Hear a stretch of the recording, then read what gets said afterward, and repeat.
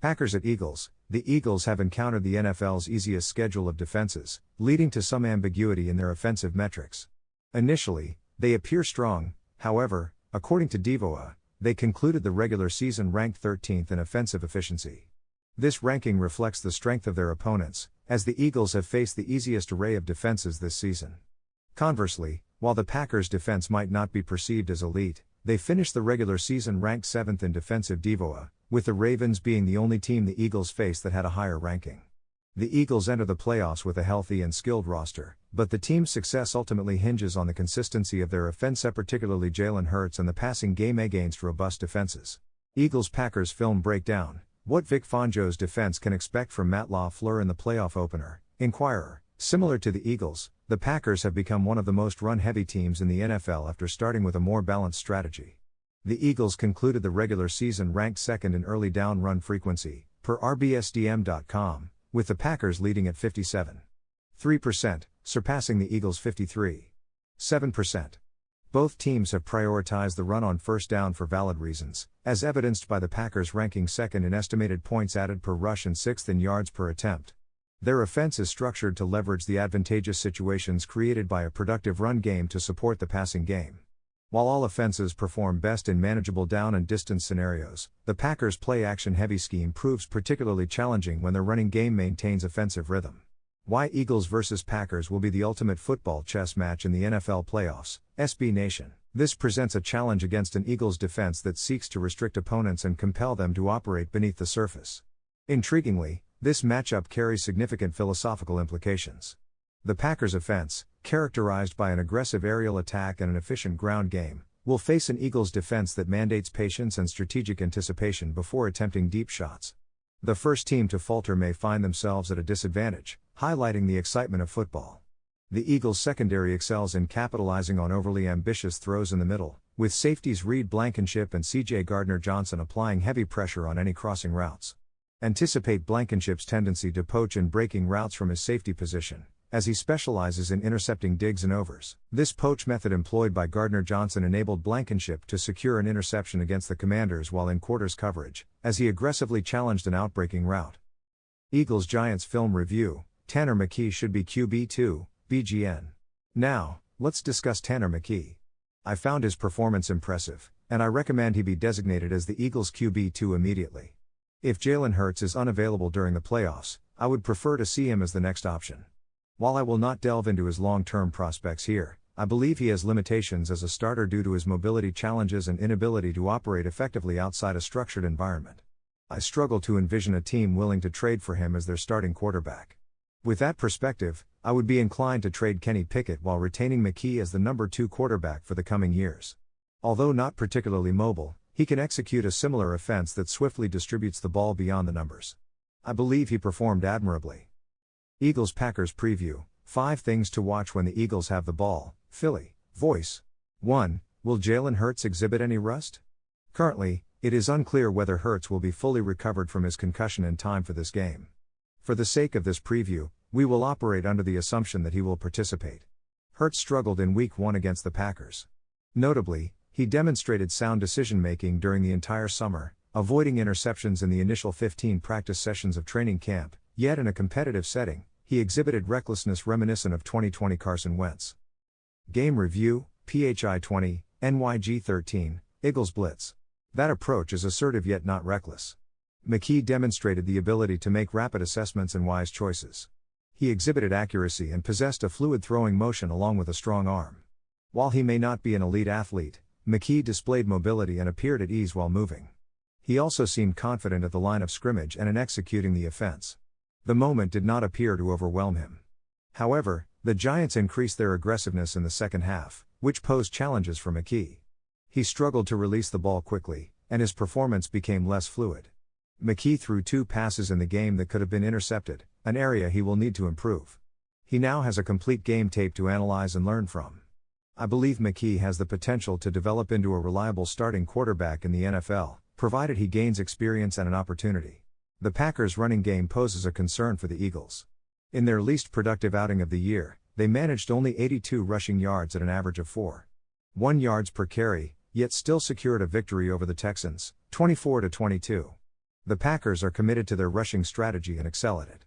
Similar to the Eagles, the Packers possess an effective passing game. However, their offense is primarily centered around a dominant running game that has made NFL history this season. Green Bay became the first team in NFL history to average at least 4.0 yards per carry in every game this season, and they rushed for at least 80 yards in each matchup. While they may not rival the Eagles in terms of power running, they are close. The Packers ranked 5th with an average of 147 rushing yards per game and 6th with 4.8 yards per carry, which is a significant concern for the Eagles. They surpassed 160 rushing yards in a game on 8 occasions, outpaced only by the Eagles and Ravens. NFL playoffs, key scheme innovations to observe and their functionality. Both Belichick and Fangio in 2018 employed traditional, bulkier edge players in their defensive fronts, Leonard Floyd and Kyle Van Noy. These players typically rush the passer but can occasionally drop into coverage. In 2024, the league has seen a trend towards lighter players. Currently, Fangio, as the Eagles coordinator, has light defensive ends suited for this role, such as Nolan Smith Jr. and Bryce Huff. However, Fangio has opted to utilize Zach Boyne, who was a rotational edge rusher in New Orleans before signing with the Eagles as a free agent last offseason. Boyne has always been somewhat of a hybrid linebacker but has not fully embodied that role. Upon Boyne's arrival, Fangio envisioned him primarily as an off-ball linebacker and adjusted his positioning accordingly. Nevertheless, Fangio likely considered the possibility of incorporating Boyne as an edge setter in these 40 fronts. This alignment first emerged for the Eagles in Week 3 against a Saints offense led by Clint Kubiak, who follows the Kyle Shanahan mold. By constricting the front and clogging interior gaps, the Eagles made it difficult for double teams to reach Nakobe Dean, an effective run and chase linebacker who faces challenges against larger opponents. This also enabled their strong defensive tackle trio Jalen Carter, Jordan Davis, and Milton Williams to regularly face single blocks, creating disruption in the backfield. This week poses a significant challenge for the Packers cornerbacks, Acme Packing Company. Unlike the divisional opponents that the Packers have faced difficulties with, the Philadelphia Eagles' passing attack centers around targeting star receivers A.J. Brown and Devontae Smith on the perimeter. Brown primarily operates outside, while Smith frequently aligns wide as well. This approach contrasts with how the Lions and Vikings deploy their receivers, notably using Amon-Ra St. Brown, Justin Jefferson, and Jordan Addison in slot positions or in condensed formations. To illustrate this difference in offensive schemes between the Eagles and the Packers' NFC North rivals, one can reference two spray charts. The first depicts where Hurts targeted the field in Week 1 against Green Bay, while the second showcases where Lions quarterback Jared Goff directed his throws in their second encounter this season. Ranking NFL playoff coaches by their enhancement of their team's advantage on fourth downs, the Athletic Edge Eagles? The most significant matchup disparity in the wild card round exists between Philadelphia Eagles coach Nick Sirianni and Green Bay Packers coach Matt LaFleur. Sirianni is rated as a significantly above-average coach in fourth down decision-making, which is not surprising given the effectiveness of the brotherly shove. In contrast, LaFleur's evaluation is below average. It is worth noting that he had only 10 decisions classified as a go this year, with all his incorrect decisions occurring from distances of 4 or more yards. A particularly intriguing aspect is the health of both quarterbacks. Jalen Hurts is crucial to the Eagles' brotherly shove, yet his concussion leaves his status uncertain. This raises the question of whether Sirianni will maintain his aggressive approach. Meanwhile, Jordan Love is dealing with an elbow injury, which may prompt LaFleur to adopt a more conservative strategy. Time will tell. Inside Brandon Graham's journey of faith, I know me, and I needed a mentor, P.E. Com. For 23 seasons, Pastor Ted Winsley has served as the chaplain for the Eagles. Every Wednesday, Pastor Winsley leads a Bible study in the defensive backs room at the NovaCare complex, and they conduct a chapel service prior to each game. Over the years, he has built relationships with numerous players, including Brian Dawkins, with whom he still communicates twice weekly, as well as Ike Reese and Jeremiah Trotter Sr. However, his connection with Eagles defensive end Brandon Graham is particularly distinctive. PFT's 2024 Defensive Rookie of the Year, Jared vs. PFT.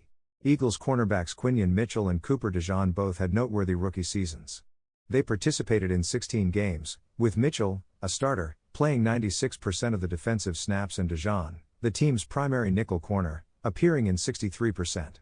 This weekend, all 4 players will have the opportunity to build on their strong inaugural seasons as the Rams host the Vikings and the Eagles face the Packers in the wild card round of the playoffs. Cowboys deny Bears' request to interview Mike McCarthy for head coach, blogging the boys. The Dallas Cowboys have declined the Chicago Bears' request to interview Mike McCarthy for their head coaching role. After considerable ambiguity from the front office, this decision provides the clearest indication of Dallas's current stance regarding McCarthy's future with the organization. McCarthy is nearing the end of the 5-year contract he signed with the Cowboys in 2020. Consequently, even if the Cowboys do not intend to re-sign him, they are obligated to permit other teams to interview McCarthy until his contract expires. For reasons unknown, they did not grant permission to the Bears. The New York Giants need a quarterback, or two, so what are their options? Big Blue View. The notion of my personal involvement is irrelevant. What matters is whether the Giants would consider it. I still question whether the Giants had a rationale beyond we prefer Malik Nabers for overlooking McCarthy when he was available last April. Recent commentary by Benjamin Solik for ESPN states, the Giants aren't just desperate for a new quarterback, they're also eager for a significant off-season victory to erase the disappointment of the Saquon Barkley situation. The quarterback whom the Vikings do not retain, either impending free agent Sam Darnold or injured rookie J. McCarthy, will likely end up in New York as the starting quarterback in 2025. I would not be surprised if Solik's prediction proves accurate. The 2025 Jaguars head coach hiring process includes rumors, news, interviews, and analysis following Doug Peterson's dismissal, Big Cat Country. Jacksonville has also sought to interview 7 additional candidates: Lions offensive coordinator Ben Johnson, Buccaneers offensive coordinator Liam Cohen, Eagles offensive coordinator Kellen Moore, Bills offensive coordinator Joe Brady, Raiders defensive coordinator Patrick Graham, and former Jets head coach, currently Packers offensive consultant, Robert Saleh.